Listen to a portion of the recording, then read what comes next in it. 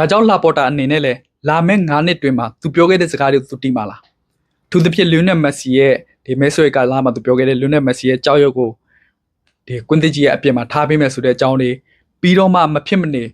ဒီဂနွေနှုတ်ဆက်ပွဲမျိုးတွေပြုလုပ်ပေးမယ်ဆိုတာတွေပေါ့နော်ဒါတွေကိုပြုလုပ်ပေးနိုင်မလားဆိုတော့ကကျွန်တော်စောင့်ကြည့်ရမယ်ဘောလုံးချစ်တော်မိတ်ဆွေများအားလုံးပဲမင်္ဂလာပါကျွန်တော်မနေ့ကမတ်လ15ရက်နေ့ကဘာစီလိုနာရဲ့ဒီအလဲပြောင်းကြီးတစ်ခုဖြစ်သွားနိုင်တဲ့ရက်မျိုးလို့ကျွန်တော်ပြောလို့ရတယ်ဒါကဘာလဲဆိုတော့ဘာစီလိုနာဥက္ကဋ္ဌယာဒူအတွက်ကျွန်တော်မဲပေးပြီးတော့မှဆုံးဖြတ်တဲ့နေ့ရက်ယူကောက်ပွဲကျင်းပတဲ့နေ့ရက်လို့ကျွန်တော်ပြောလို့ရတယ်ပထမဆိုရင်ဒါပြီးခဲ့တဲ့လတွေမှာဆိုရင်လာပတာနှုတ်ထွက်သွားတယ်မဲထပ်ပြိုင်ဖို့အတွက်ကျင်းပတယ်ဒီလိုနေထားမှအမတ်လောင်တွေအများကြီးပေါ်လာတယ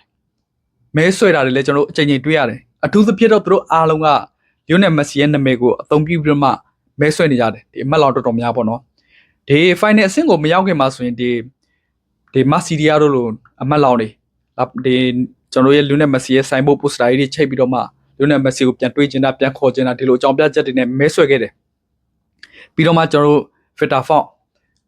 ဒီလာပေါ်တာရဲ့အဓိကပြိုင်ပွဲဖြစ်ခဲ့တဲ့လူပေါ့နော်သူကိုယ်တိုင်ကလည်းအကျဉ်းချင်းလာပေါ်ဒီသူစီးလို့ရှိရင်ဟန်စီဖီလက်မနေတော့ရင်တော့မှပတ်ကွာရီယူလာကိုခေါ်မာတို့ပြီးတော့မှလျိုနယ်မက်ဆီကိုမဖြစ်မနေပြန်ခေါ်မာတို့ဒီလိုအကျဉ်းချင်းပေါ့နော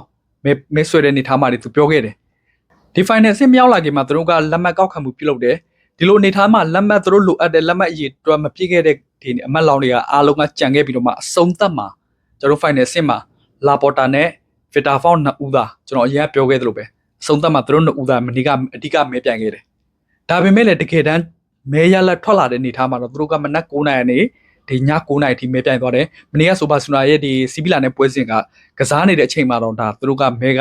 ဲပေးတဲ့အနေထားမှာစီးနေတော့မယ်မဲရလက်မတွက်ရသေးဘူးဆုံးသက်သူတို့မဲအချိန်ပြည့်သွားတဲ့အနေထားမှာမနက်9:00နာရီည9:00နာရီအချိန်ပြည့်တဲ့အနေထားမှာမဲတွက်တယ်ကျွန်တော်တို့ဒီနောက်နေ့မနက်စောစောပေါ့နော်ဒီလိုအနေထားမျိုးမှာမဲရလက်ထွက်လာတဲ့အနေထားမှာတော့ကျွန်တော်ရဲ့အားလုံးထင်ထားတဲ့အတိုင်းပဲလာပေါ်တာကပဲနောက်ထပ်တစ်ချိန်ပြက်သားကိုပဲမဲရလက်အနိုင်ရရှိပြီးတော့မှနောက်ထပ်9နှစ်အုပ်ချုပ်ခွင့်ရရှိခဲ့ပြီဖြစ်ပါတယ်ဒါပြောရမယ်ဆိုရင်အားလုံးထင်ခဲ့တဲ့အတိုင်းပါပဲလာပေါ်တာပဲနိုင်မယ်ကျွန်တော်ကိုယ်တိုင်လည်းပြောခဲ့ဘူးတယ်ဒီတစ်ချိန်လဲလာပေါ်တာပဲထပ်ပြီးနိုင်အောင်မယ်ဆိုတာဘာကြောင့်လဲဆိုတော့လာပေါ်တာရဲ့လုံလက်ဆက်လုပ်ငန်းတွေအားလုံးကမပြီးဆုံးသေးဘူးလာပေါ်တာရဲ့ဒီကွင်းသစ်စီမံကိန်းကြီးတွေပြီးတော့မှသူ့ရဲ့ဒီအခုလက်ရှိကစားပုံတွေပေါ့နော်အနေထားတွေဟန်စီဖီလစ်နဲ့ပတ်သက်လာတယ်ဆိုရင်ဒါကလာပေါ်တာဘက်ကဒီဖန်တွေတော်တော်များများထောက်ခံမှုကိုကျင်းသေးပါရရှိတာပြီဘာစီလိုနာကပုံစံကောင်းတစ်ခုကိုတဖြည်းဖြည်းနဲ့ပြန်သွားနေပြီအသင်းရဲ့ဒီကွင်းတွင်းဆောင်းဆောင်ရဲ့အပိုင်းအပြင်ကွင်းပြင်ပကအနေထားတွေကအစတဖြည်းဖြည်းနဲ့တစားနဲ့တစားပြန်လေတိုးတက်နေတာအားလုံးကမြင်တွေ့ပြီမကြခင်မှာကျွန်တော်ကဥရောပအကြီးဆုံးကွင်းသစ်ကြီးတစ်ကွင်းကိုလည်းလာပေါ်တာကချပြတော့မယ့်အနေထားမျိုးရောက်နေပြီဒီအတွက်ကြောင့်ပဲသူ့ရဲ့လုပ်ငန်းစဉ်တွေအဆုံးသတ်ဖို့အတွက်နောက်ထပ်တစ်ချိန်ပြည်သက်တွေကသူ့ကိုမဲအပြေးဝထောက်ခံခဲ့ကြတာတစ်ဖက်ကမဲဆုံးသွားတဲ့ဗီတာဖောက်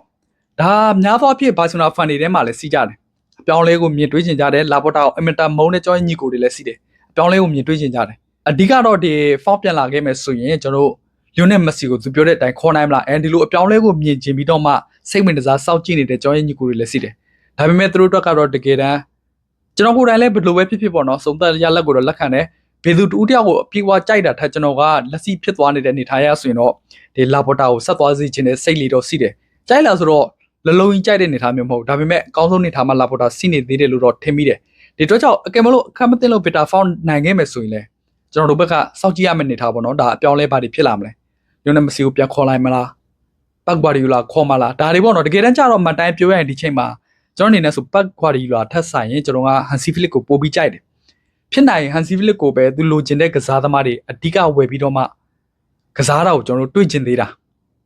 အခုချိန်ဒီဟန်စီဖီလစ်ကသူလိုချင်တဲ့ကစားသမားတူတယောက်ကိုပြည့်ဝရတဲ့အနေထားမျိုးမတွေ့ရသေးဘူးကျွန်တော်ကစီးတဲ့ကစားသမားတွေနဲ့ပဲကစားပြနေရတဲ့အနေထားတွေပေါ့နော်